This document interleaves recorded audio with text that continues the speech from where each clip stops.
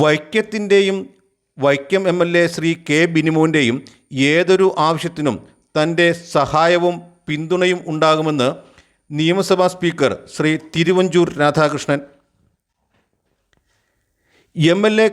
K ബിനിമോൻ്റെ വൈക്കം രഹേജ ടവറിൽ പുതിയതായി പ്രവർത്തനം ആരംഭിച്ച എം.എൽ.എ. ഓഫീസ് സന്ദർശനം നടത്തിയ ശേഷം സംസാരിക്കുകയായിരുന്നു അദ്ദേഹം.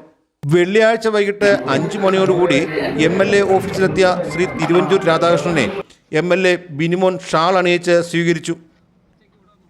Vaikom municipal chairperson Shri Abdul Salam Rawther, vice chairperson Shrimati Saudamini Abhilash, KPCC നിർവാഹക സമിതി അംഗം Shri Mohan D Babu, block Congress president Shri PD Unni, municipal councillor Edavattom Jayakumar, ജനപ്രതിനിധികൾ, കോൺഗ്രസ് ഭാരവാഹികൾ എന്നിവരടക്കം ധാരാളം ജനങ്ങൾ നിയമസഭാ സ്പീക്കറെ സ്വീകരിക്കാൻ എത്തിയിരുന്നു.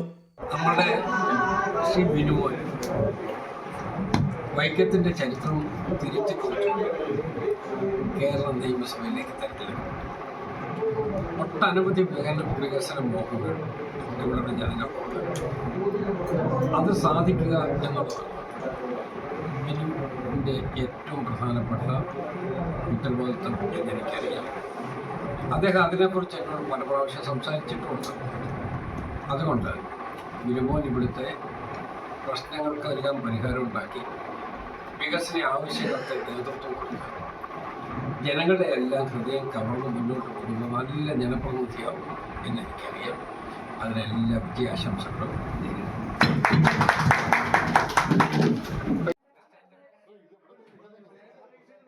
News desk, Vaikom daily news.